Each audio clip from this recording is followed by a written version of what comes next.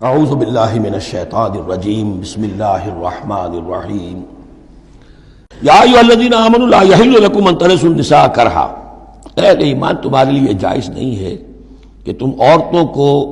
زبردستی وراثت میں لے لو۔ یہ بھی اس عورتوں کے طبقے پر جو شدید ظلم ہوتا تھا، کیونکہ پالیگیمی عام تھی، ایک شخص ہے فوت ہوا ہے، 4 ہے 5 بیویاں ہیں۔ اب فرض کیجئے کہ جو بیٹا ہے بڑا جو وارث بن گیا ہے، اب باقی اس کی حقیقی ماں تو ایک ہی ہے، باقی سوتیلی مائیں وہ ان کو وراثت میں لے لیتا تھا کہ میرے قبضے میں رہیں گی یہ، بلکہ ان سے شادیاں بھی کر لیتے تھے، بغیر شادی اپنے گھروں میں ڈالے رکھتے تھے، یا پھر یہ کہ اختیار اپنے ہاتھ میں رکھ کر ان کی شادی کہیں کرتے تھے تو خود مہر لیتے تھے۔ اس طرح کے معاملات کرتے تھے، عورتوں کے ساتھ یہ ظلم ہوتے تھے۔ یا ایھا الذین آمنوا لا یحل لکم ان ترثوا النساء کرہا، اہل ایمان تمہارے لیے جائز نہیں ہے کہ تم عورتوں کے وارث بن بیٹھو زبردستی۔ وَلَا تَعْضُلُوهُنَّ لِتَذْهَبُوا بِبَعْضِ مَا آتَيْتُمُوهُنَّ، اور نہ تمہارے لیے یہ جائز ہے کہ تم ان کا راستہ روک کے رکھو انہیں، تاکہ تم واپس لے لو ان سے جو کچھ کہ تم نے انہیں دیا ہے۔ اب نکاح کیا تھا اس وقت تو بڑے چاؤ تھے اور لاڈ تھے اور کیا کیا دے دیا تھا، اور اب جو ہے اس سے وہ واپس ہتھیانے کے لیے طرح طرح کے ہتھ کنڈے استعمال ہو رہے ہیں، انہیں تنگ کیا جا رہا ہے، ٹارچر کیا جا رہا ہے، ذہنی طور پر تکلیف پہنچائی جا رہی ہے۔ الا یاتین بفاحشۃ مبینہ، ہاں اگر کسی سے صریح جو ہے حرام کاری کا فعل سرزد ہو گیا، اس پر کچھ زیادتی کی جائے، اسے کچھ سزا دی جائے، جیسے کہ اوپر آ چکا ہے فعذوہما، اس وقت تو اجازت ہے۔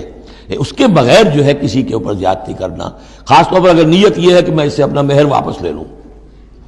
وعاشروہن بالمعروف، دیکھو عورتوں کے ساتھ معاشرت اختیار کرو، رہو سہو معروف طریقے پر، بھلے طریقے پر، اچھے طریقے پر، نیکی اور راستی کے ساتھ۔ فَإِن كَرِهْتُمُوهُنَّ فَعَسَىٰ أَن تَكْرَهُوا شَيْئًا وَيَجْعَلُ اللَّهُ فِيهِ خَيْرًا كَثِيرًا، تو اور اگر تمہیں کسی وجہ سے اب وہ ناپسند ہو گئی ہے، انہیں پسند نہیں کرتے تم،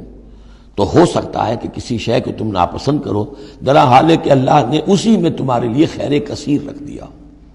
پتہ نہیں ایک عورت جو ہے کسی ایک اعتبار سے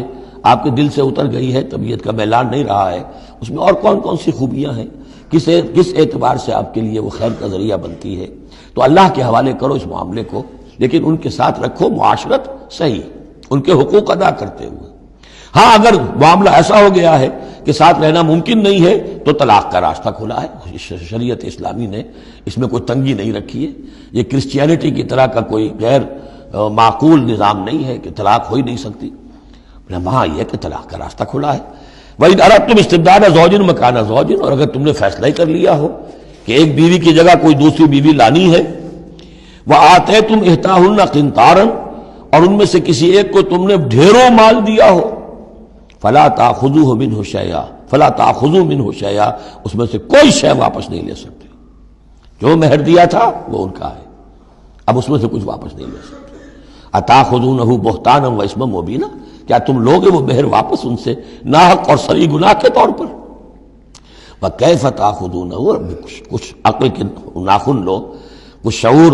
اور کچھ شرافت کا ثبوت دو، کیسے ان سے وہ مال تم واپس لینا چاہتے ہو؟ وَقَدْ أَفْضَىٰ بَعْضُكُمْ إِلَىٰ بَعْضٍ، جبکہ تم ایک دوسرے سے مل چکے ہو، تمہارے مابین انتہائی قریبی رشتہ جو بھی ہو سکتا ہے دنیا کا وہ قائم ہو چکا ہے۔ وَأَخَذْنَا مِنْكُم مِّيثَاقًا غَلِيظًا، اور وہ تم سے بہت گہرا قول و قرار لے چکی تھی۔ اب قول و قرار ہوتا ہے نکاح کے وقت، اس میں ذمہ داری لیتا ہے مرد، کوئی ایک وہ بھی ایک کانٹریکٹ ہے۔ وَلَا تَنكِحُوا مَا نَكَحَ آبَاؤُكُم مِّنَ النِّسَاءِ إِلَّا مَا قَدْ سَلَفَ، اور جو تمہاری والد، جو تمہارے آباء نے، تمہارے باپوں نے جن سے نکاح کیا ہو ان سے تم نکاح مت کرو۔ جو میں نے کہا تھا نا کہ جو سوتیلی مائیں ہوتی تھیں ان کو وہ اپنے نکاح کر کے گھر میں ڈال دیا یا بغیر نکاح کے ڈال دیا۔ یہ نکاح وہاں بھی اس معاشرے میں بھی اس کو کہتے تھے نکاح مقت، بہت ہی برا نکاح ہے۔ فطرت انسانی تو اباح کرتی ہے لیکن رواج ان کا تھا، یہاں قرآن مجید نے آ کر اس کا جو ہے سختی کے ساتھ سدباب کیا۔ وَلَا تَنكِحُوا مَا نَكَحَ آبَاؤُكُمْ، جن عورتوں سے نکاح کیا ہو تمہارے باپوں نے ان سے نکاح نہ کرو، مِنَ النِّسَاءِ إِلَّا مَا قَدْ سَلَفَ، سوائے اس کے کہ جو ہو چکا، إِنَّهُ كَانَ فَاحِشَةً وَمَقْتًا، یقیناً یہ بڑی بے حیائی کی بات ہے اور اللہ تعالیٰ کے غضب کو بھڑکانے والی ہے، وَسَاءَ سَبِيلًا، اور بہت ہی برا راستہ ہے۔ اب یہ طویل آیت آ رہی ہے جس میں محرمات ابدیہ کا بیان ہے کہ کن رشتوں میں نکاح کا معاملہ نہیں ہو سکتا، ایک مرد کن کن اپنی خواتین رشتہ داروں سے شادی نہیں کر سکتا۔ حرمت علیکم امہاتکم، حرام کر دی گئی تم پر تمہاری مائیں، نمبر 1، وبناتکم تمہاری بیٹیاں، واخواتکم اور تمہاری بہنیں، وعماتکم اور تمہاری پھوپھیاں، وخالاتکم اور تمہاری خالائیں، وبنات الاخ اور بھائی کی بیٹیاں یعنی بھتیجیاں، وبنات الاخت اور بہن کی بیٹیاں یعنی بھانجیاں، وامہاتکم اللاتی ارضعنکم اور تمہاری وہ مائیں جنہوں نے تمہیں دودھ پلایا ہے، واخواتکم من الرضاعۃ اور تمہاری دودھ پلانے والیوں کی بیٹیاں کہ جو تمہارے اب بہن بن گئی ہیں رضاعی، وامہات نسائکم اور تمہاری بیویوں کی مائیں یعنی ساس جن کو ہم کہتے ہیں خوش دامن، وربائکم اللاتی فی حجورکم اور اگر وہ کہ جو ربیبہ ہوں جو تمہارے ہاں پلی بڑھی ہوں، من نسائکم اللاتی دخلتم بہن، ربیبہ یا ربیب اس کو کہتے ہیں کہ ایک عورت کے پہلے کوئی اولاد تھی، آپ نے ان سے شادی کی ہے تو وہ اولاد بھی ساتھ لے آئی ہے، اب وہ آپ کی بیٹے بیٹیاں ہی ہو گئی آپ کی، لیکن وہ آپ کے حقیقی بیٹے بیٹیاں نہیں، ربیب کہلاتے ہیں، ربیب اور ربیبہ، تو وہ ربیب اور ربیبہ بھی حرام ہے اگر اس جو ماں ہے اس کے ساتھ مقاربت کی ہو، اگر اس کے ساتھ تعلق زن و شہ ہوا ہے تو پھر وہ ربیبہ جو ہے بچی جو آئی تھی اس کے ساتھ وہ بھی حرام ہو گئی، لیکن اگر کسی وجہ سے بغیر اس کے کہ ان کے ساتھ کوئی جنسی تعلق ہو طلاق ہو جائے تو پھر اس ربیبہ کے ساتھ نکاح ہو سکتا ہے۔ وَرَبَائِبُكُمُ اللَّاتِي فِي حُجُورِكُم مِّن نِّسَائِكُمُ اللَّاتِي دَخَلْتُم بِهِنَّ جن سے تم نے صحبت کی ہو، ان کی جو بیٹیاں ہیں سابقہ شوہروں سے وہ حرام ہیں، فَإِن لَّمْ تَكُونُوا دَخَلْتُم بِهِنَّ اور اگر تم نے ان سے صحبت نہ کی ہو فَلَا جُنَاحَ عَلَيْكُمْ تو پھر کوئی حرج نہیں ہے۔ وَحَلَائِلُ أَبْنَائِكُمْ اور تمہارے بیٹوں کی عورتیں یعنی بیٹوں کی بیویاں، بہو جن کو ہم کہتے ہیں تمہاری بہو ہیں،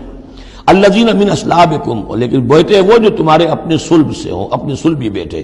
منہ بولے بیٹے کا معاملہ نہیں ہے۔ وَأَن تَجْمَعُوا بَيْنَ الْأُخْتَيْنِ اور یہ بھی تم پر حرام کیا گیا ہمیشہ کے لیے کہ بیک وقت دو بہنوں کو جمع کرو ایک نکاح میں، الا ما قد سلف سوائے اس کے کہ جو ہو چکا، ان اللہ کان غفور الرحیم یقیناً اللہ غفور الرحیم، جو ہو گیا پہلے کا، اس کو تو گڑے مردے اکھاڑے نہیں جا سکتے، لیکن آئندہ کے لیے یہ محرمات ابدیہ ہیں۔ اس میں حضور نے اضافہ کیا ہے کہ دو بہنوں کو بھی ایک وقت نکاح میں نہیں رکھ سکتے، اسی طرح خالہ بھانجی کو بھی نکاح میں نہیں رکھ سکتے اور پھپھی بھتیجی کو بھی نکاح میں نہیں رکھ سکتے۔ یہ محرمات ابدیہ ہیں کہ جن کے ساتھ کسی حال میں کسی وقت شادی نہیں ہو سکتی۔ صدق اللہ العظیم۔